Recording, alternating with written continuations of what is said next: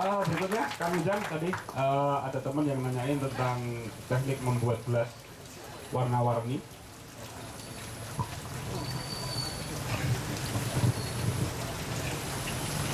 Mengenai teknik ini tidak bisa dibicarakan secara lisan.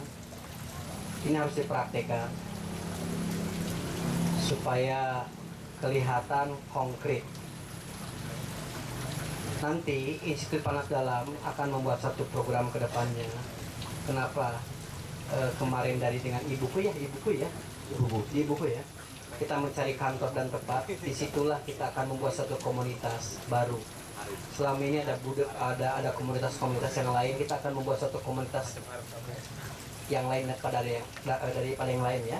Namanya komunitas budaya produktif, bukan budaya gosip. Karena gosip adalah bahan bakunya fitnah. Barangkali seperti itu. Secara teknis nanti tidak bisa diceritakan, karena ketika nanti diceritakan itu namanya sombong. Nanti saja kita praktekkan, oke?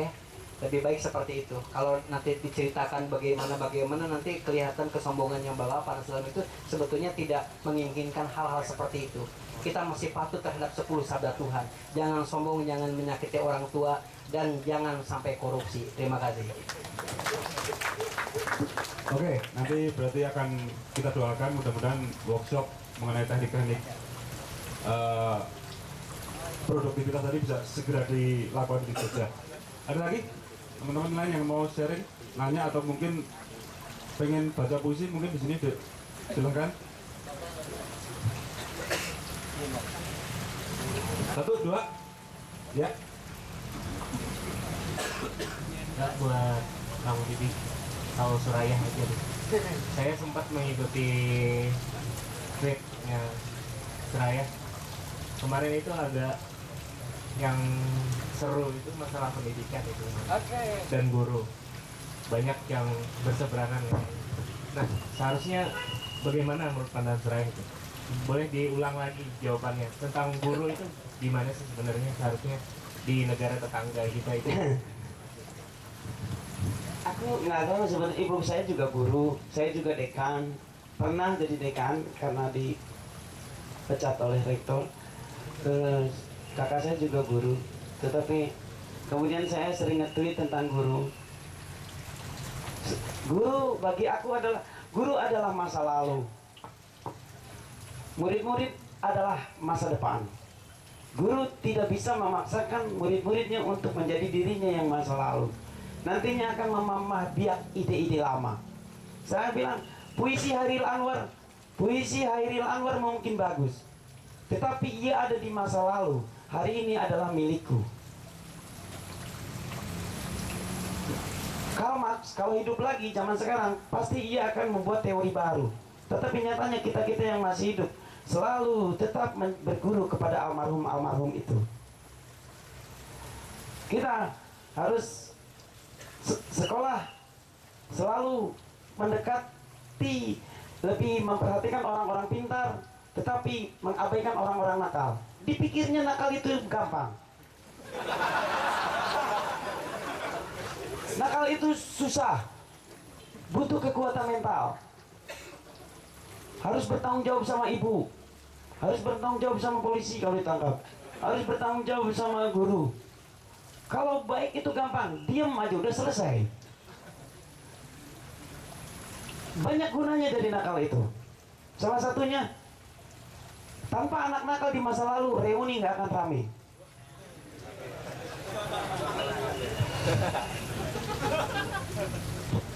Secapa reuni daripada diam semua pasti.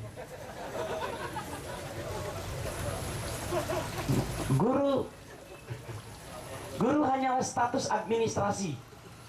Barang siapa yang selalu menjunjung dirinya guru, maka dia udah kehilangan dirinya sebagai manusia. Pasti. Guru bagi aku adalah orang yang mabuk masuk comberan, yang mengajari aku untuk tidak seperti dia. Guru selalu menggunakan persepsinya sendiri, tidak pernah menggunakan persepsi masyarakat siswa-siswanya. Mereka menyuruh siswanya untuk hormat karena gurunya karena ibu orang tua itu baik. Tapi gimana kalau ada bapaknya dari siswa itu yang pemabuk? Masa dia harus hormat? Tidak bisa. Akhirnya kita banyak tertipu oleh kemasan-kemasan itu. Kita harus cinta tanah air, tetapi orang asing mencintai apa yang dikandungnya. Sehingga kita dapat tanah longsor dan air banjir, orang asing dapat intan emas berlian. Kita harus nasionalisme, tapi lupa kalau tanpa nasi yang terjadi adalah onalisme. Sampai aku bilang, Tuan, silakan kau kuasai sendirian Indonesia. Hanya beri kami hutan dan AK-47.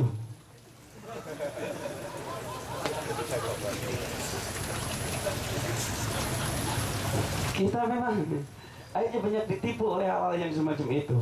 Saya sampai bilang, orang yang kau pilih pada waktu pemilu adalah orang yang kelak dengan sirine polisi menyuruhmu minggir di jalan raya. Rakyat adalah mulut yang menjadi bisu karena diambil suaranya waktu pemilu.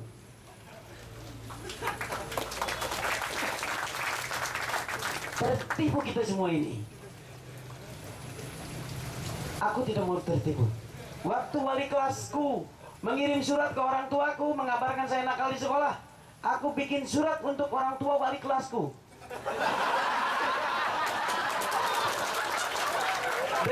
Dengan melaporkan bahwa anak ibu suka aduan gitu.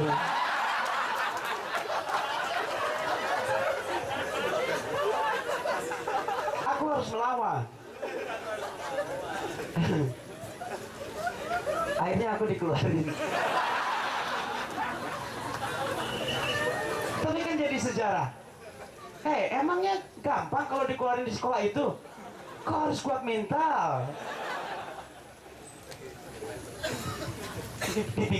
Dipikir gampang kalau dikeluarin sekolah selesai. Enggak. Kami harus menjadi manusia yang kuat mentalnya. Kau mau baik gampang, cuma dipuji-puji doang. Akhirnya kami pindah sekolah. Aku pindah sekolah. Tiba-tiba di sekolah seragamku tidak dimasuk, seragamku dikeluarin. Akhirnya disuruh oleh guru BPP dimasukin bajunya. Aku ke samping kantin, saya buka baju, masukin ke dalam tas. Akhirnya ke celana goblok gitu nih. Babak kedua aku ditempelin. Nggak apa-apa lah. Tapi kan akhirnya sekarang guru BP-nya itu sering nelpon aku untuk minjem uang kan.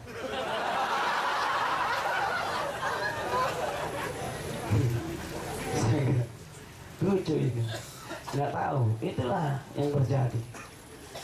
Menjadi diangkat jadi guru kan modalnya hanya sabar saja kan? Bukan karena kualitas kau berkarya.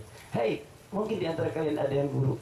Kalau kau tahu teori, kenapa kau siswanya yang harus ngerjakan? Kenapa karyamu tidak ada? Kalian cuma bisa nyuruh-nyuruh doang. Guru adalah status administrasi. Waktu itu aku jadi dekan, aku masih main kelereng sama anakku, nyerang ke komplek lain. Kalau aku berpikir, dekan kok main kelereng, pasti aku malu. Tapi aku balikin, ini gua main kelereng, tapi gua dekan, Anda siapa? Gitu. Itu sama dengan si tukang tahu Sumedang yang ngadu ke saya, Mas Bidi, saya malu, saya ini sarjana tapi jualan tahu. Hai, harusnya kau balikan kata-katanya. Ini gua jualan tahu tapi gua sarjana, itu kan lebih keren. Kita tertipu oleh semua bungkus-bungkus itu. Seolah sudah menjadi dunia lain yang terpisah dari kehidupan yang sesungguhnya. Seolah mengajarkan ilmu pengetahuan Einstein, tapi Einsteinnya sendiri bilang imajinasi lebih penting dari pengetahuan. Lucu sekolahnya. Namanya pendidikan nasional, tapi nyatanya pendudukan nasional. Kami anak-anak nakal tidak punya tempat di sekolah. Akhirnya saya berencana mau bikin rumah penampungan anak bolos sekolah. Kasihan ketika bolos mereka luntang-lantung di jalan. Insya Allah di sini bikin saya. Bikin rumah penampungan anak bolos sekolah di Jogja, di ibuku itu. juga jadi advokat anak-anak nakal di sekolah. Kalau ada yang dimarahin gurunya, ngadu ke kami, kami yang akan datang ke sana. Aku mau bilang cuma gini aja, jangan munafik lah. Kau menyuruh siswamu untuk tidak nyontek, kau sendiri waktu kuliah nyontek, gimana ini? Orang tua juga jangan munafik lah. Menyuruh anakmu rajin sekolah, kau sendiri juga malas sekolah. Kenapa kamu tidak menggunakan dirimu yang dulu? Kenapa kau menggunakan dirimu yang sekarang, yang sudah tua, yang sudah jelas jadi konvensional? Kau mengembalikan kami generasi muda ke masa lalumu. Mungkin saya bukan merasa lebih baik, tapi mereka lebih buruk.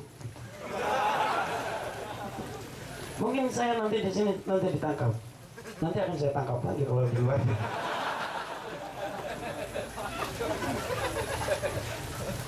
Aneh. Sesungguhnya hidup ini adalah senda gurau. Sekolahlah yang telah menyebabkan kita jadi serius. Tahu tidak? Kesalahan orang serius. Nanti kalau mati, pas ditanya malaikat, sekali jawab salah langsung dihajar. Kalau kami pas salah menjawab, malaikat akan berpikir, wah pasti ini bercanda. Gitu.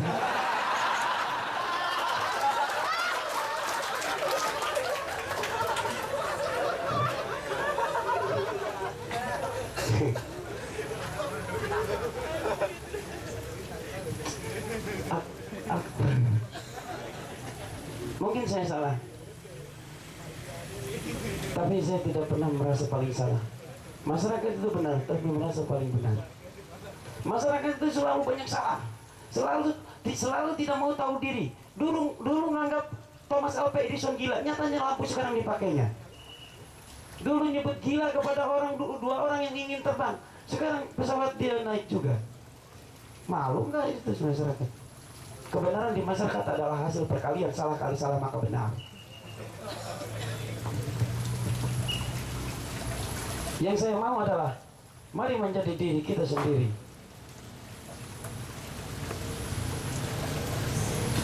Mungkin itu. Ya, tentang guru.